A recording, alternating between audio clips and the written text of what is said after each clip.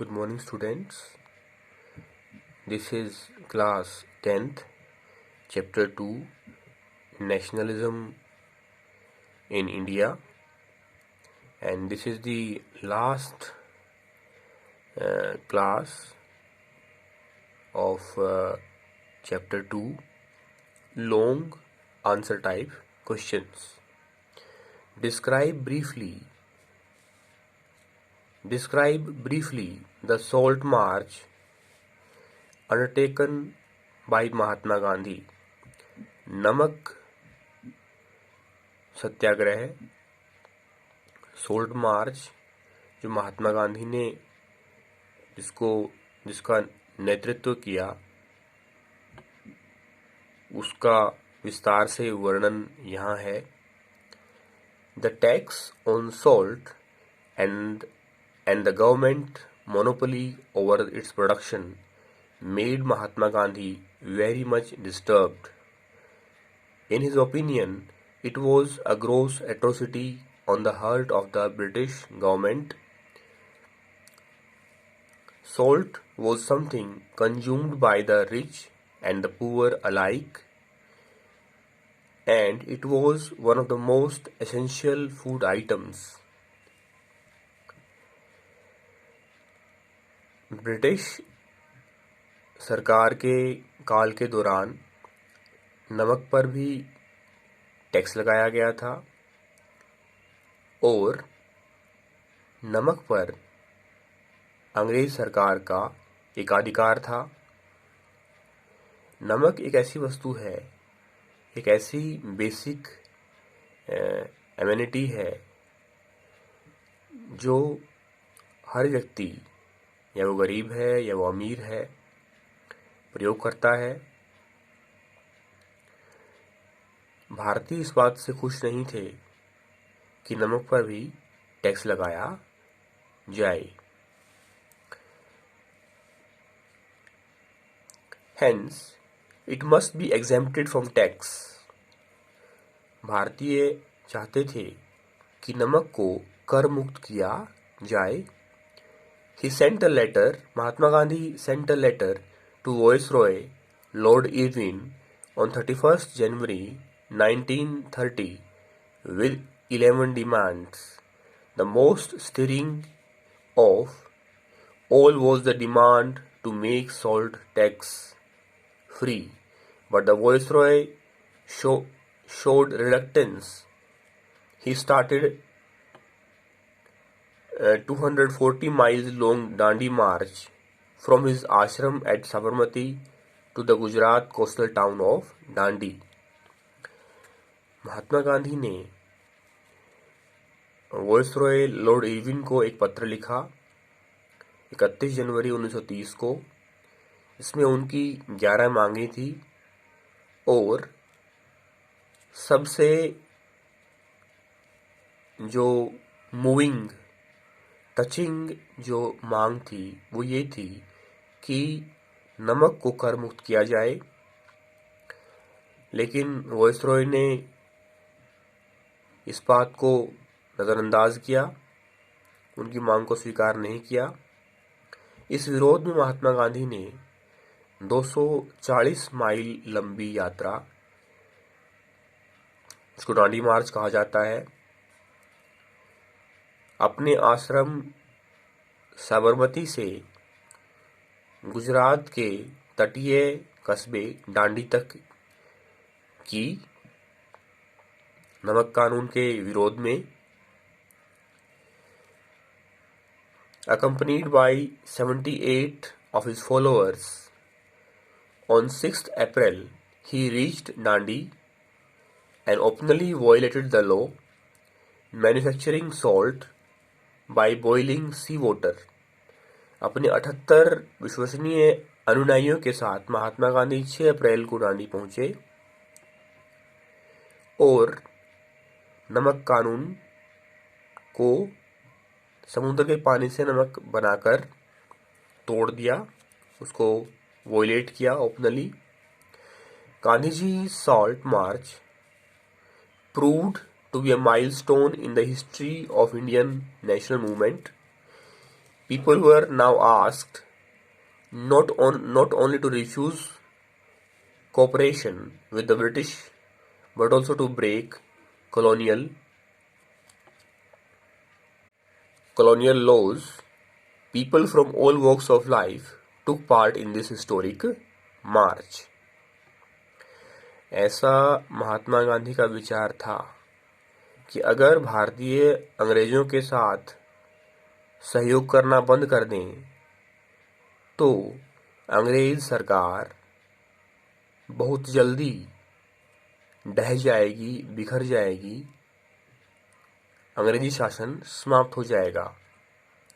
इसी कड़ी में उन्होंने साल्ट मार्च लॉन्च किया और यह एक ऐतिहासिक यात्रा थी जिसमें उन्होंने उनके अपने अनुयायियों के साथ 240 माइल की यात्रा 24 दिन में पूरी की। हर रोज वो करीबन 10 माइल चले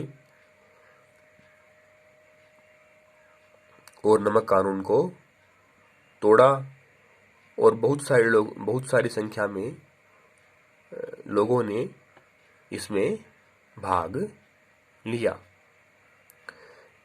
next question, give a brief description of Gandhiji contribution to the Indian freedom struggle। Mahatma Gandhi का भारतीय राष्ट्रीय आंदोलन में भूमिका की व्याख्या कीजिए।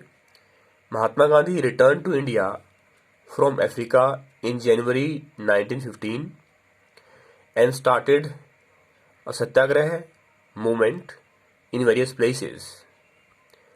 महात्मा गांधी जनवरी 1915 में स्वदेश लौटे साउथ अफ्रीका से और वो उन सब अनुभवों के साथ स्वदेश लौटे कि अंग्रेज सरकार किस तरह से अन्यायपूर्ण है, उसका शासन न्यायपूर्ण नहीं है। तो उन्होंने अपने सत्याग्रह के हथियार के साथ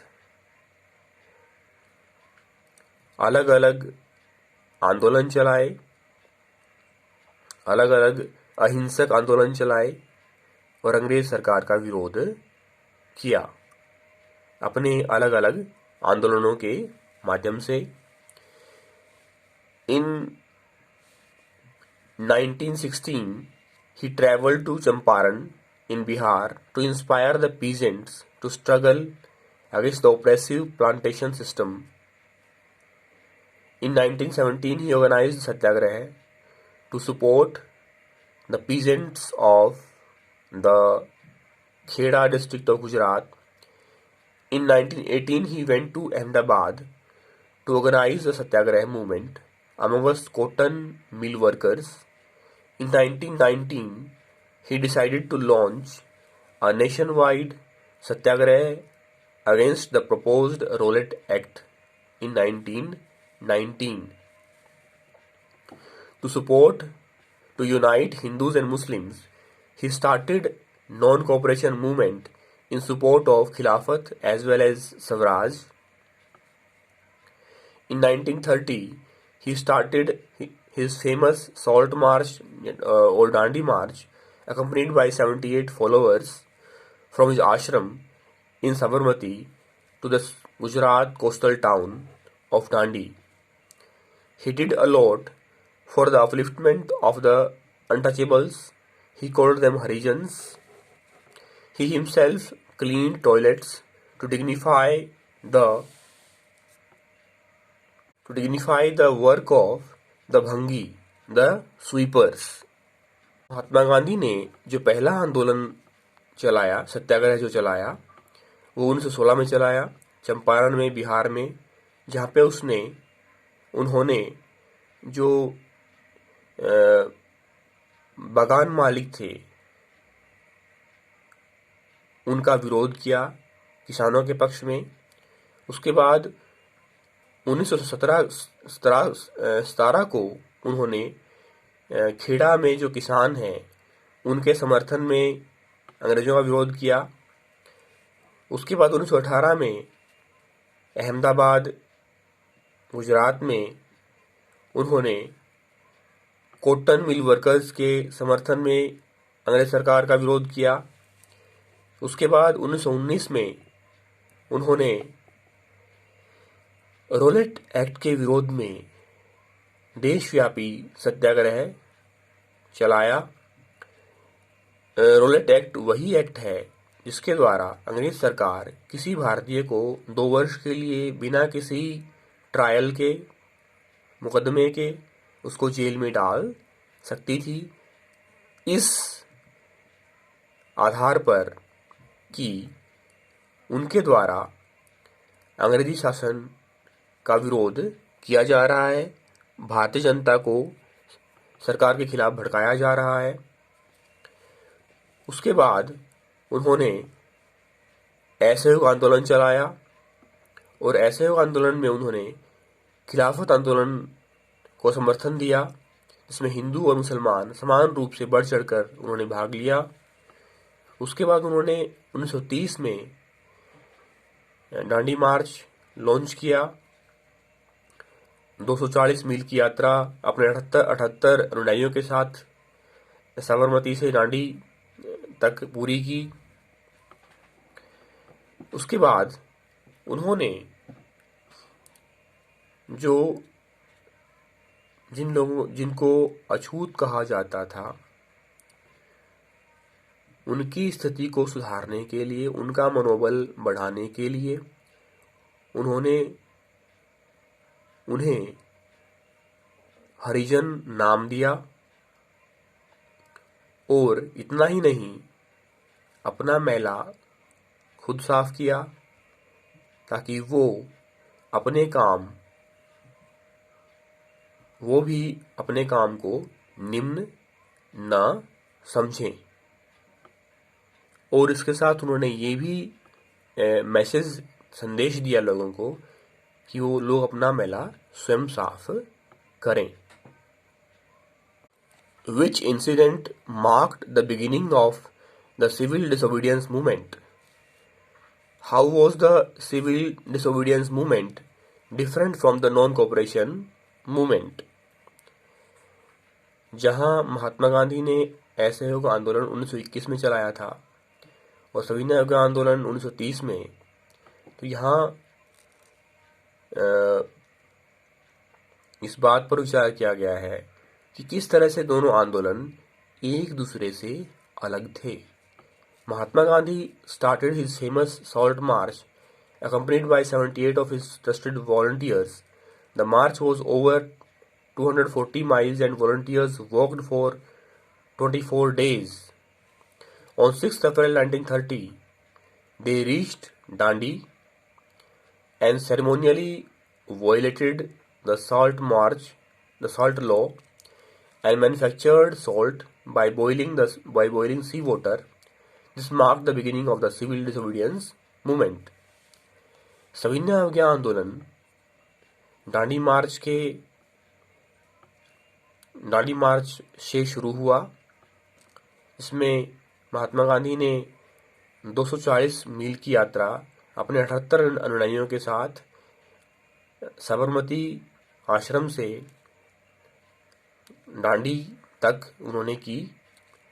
वो समुद्र किनारे पहुंचे, दांडी पहुंचे, समुद्र के पानी से नमक बनाया और नमक कानून को तिलांजलि दी। और इस तरह से सविनय अवज्ञा आंदोलन शुरू हुआ। The civil disobedience movement was different from the non-cooperation movement in the following manner.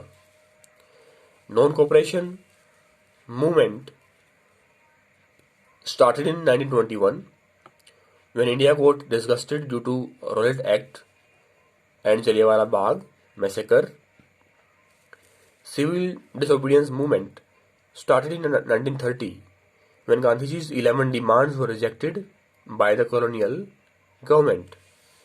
जहां एक तरफ असहयोग आंदोलन 1921 में शुरू हुआ और वो इस विरोध में शुरू किया गया कि रोलेट एक्ट नामक अन्यायपूर्ण कानून पास किया गया था अंग्रेज सरकार के द्वारा और उसके परिणाम स्वरूप जलियांवाला बाग नरसंहार हुआ। जबकि सविनय अवज्ञा आंदोलन 1930 में शुरू हुआ था और वो इस विरोध में शुरू हुआ था कि महात्मा गांधी जी ने जो 11 मांगें रखी थी, जिनमें एक मांग नमक को कर मुक्त किया जाए भी थी, को स्वीकार नहीं किया गया। मुस्लिम participated in this movement in great numbers. In this movement, the response of the Muslims was lukewarm. असहयोग आंदोलन को महात्मा गांधी ने खिलाफत आंदोलन के समर्थन में भी जारी रखा, जिसमें मुसलमानों ने बढ़ चढ़कर भाग लिया। जबकि सविनय अवज्ञा आंदोलन में मुसलमानों की भागीदारी न के बराबर थी। People were asked not to cooperate with the British. People not only refused to cooperate with the British, but also broke colonial laws. असहयोग आंदोलन में महात्मा गांधी ने अपनी बात को दोहराया कि British rule in India would have collapsed had the Indians refused to cooperate with the British. अगर भारतीय अंग्रेजों का साथ देना बंद कर दें तो अंग्रेज शासन भारत में लंबे समय तक नहीं टिक पाएगा। असहयोग आंदोलन में लोगों ने अंग्रेज सरकार का समर्थन नहीं किया, उसका विरोध किया, बहिष्कार किया। लेकिन सविनय अवज्ञा आंदोलन में न केवल लोगों ने सरकार का सहयोग करने से मना कर दिया, बल्कि औपनिवेशिक जो कानून थे उनका भी उल्लंघन उन्होंने किया। Women did not take part in this movement on a large scale. Women, along with Gandhiji's manufactured salt, they also played active role in picketing foreign cloth and liquor shops. असहयोग आंदोलन में औरतों ने भाग नहीं लिया, जबकि सविनय अवज्ञा आंदोलन की शुरुआत ही नमक कानून डांडी मार्च से हुई, नमक को कर मुक्त करने से हुई और इसमें औरतों ने भाग लिया। विदेशी वस्तुओं का, विदेशी कपड़ों का बहिष्कार किया गया और शराब की दुकानों का बहिष्कार किया गया। Under what circumstances did Mahatma Gandhi start the Quit India movement? What were its consequences? Mahatma Gandhi ने भारत छोड़ो आंदोलन किन परिस्थितियों के दौरान शुरू किया और इसके परिणाम क्या हुए? After the failure of Cripps mission and during the middle of the World War II, Mahatma Gandhi decided to start another phase of movement, Quit India movement. In this, he asked the British to leave the country immediately. Cripps mission की असफलता और द्वितीय विश्व युद्ध के दौरान महात्मा गांधी ने अपना एक और आंदोलन शुरू करने का फैसला किया। इसका नाम था भारत छोड़ो आंदोलन। इसमें महात्मा गांधी ने स्पष्ट रूप से ओपनली अंग्रेज सरकार को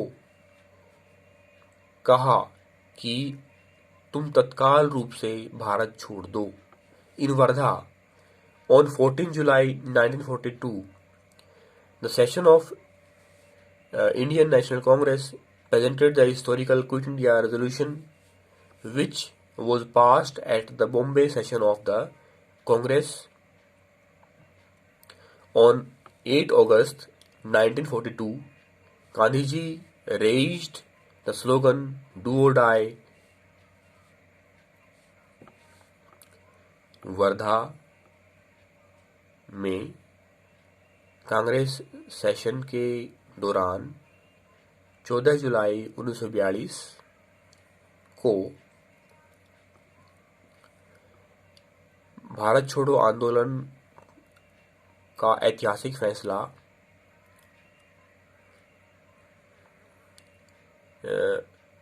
आंदोलन शुरू करने के लिए resolution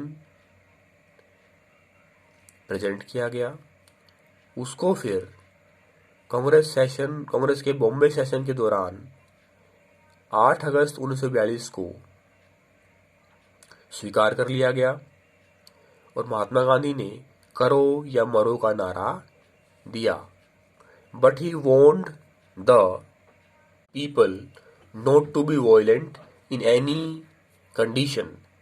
The movement spread on large scale.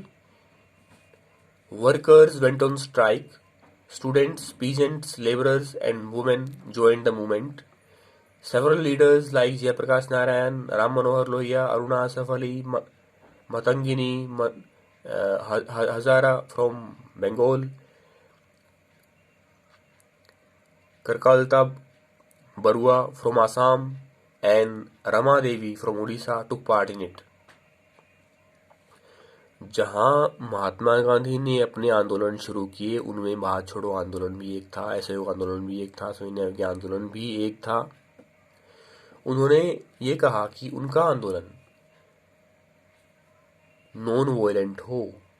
उस आंदोलन में उन्होंने लोग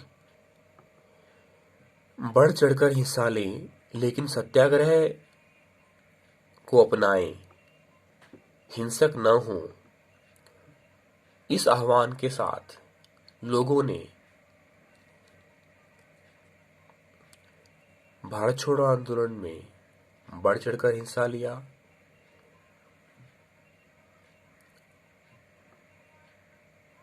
वर्कर्स हड़ताल पर चले गए, स्टूडेंट्स, किसान और मजदूर और औरतों ने आंदोलन में भाग लिया। बहुत सारे नेताओं ने, जैसे जयप्रकाश नारायण, राम मनोहर लोहिया, अरुणा आसफ अली, मतंगिनी हाजरा बंगाल से, करकलता बरुआ फ्रॉम आसाम से, रमा देवी उड़ीसा से, अलग अलग देश के कोनों से नेताओं ने भाग लिया। All the major leaders were sent to jail. Thousands of people were killed in police firing. At the end, the government supported the movement, but the sheer scale of movement brought the British government down to its knees. बड़ी संख्या में मुख्य नेताओं को jail में डाल दिया गया। हजारों की संख्या में लोगों पर खुले रूप से गोलियां चलाई गई, लेकिन परिणाम क्या हुआ? सरकार ने आंदोलन को दबा दिया, सप्रेस कर दिया। लेकिन अंत में अंग्रेज सरकार को अपने घुटनों पर आना पड़ा और आगे चलकर 15 अगस्त 1947 को इन आंदोलनों से परेशान होकर अंग्रेज सरकार ने भारत छोड़ने का फैसला लिया। थैंक्स।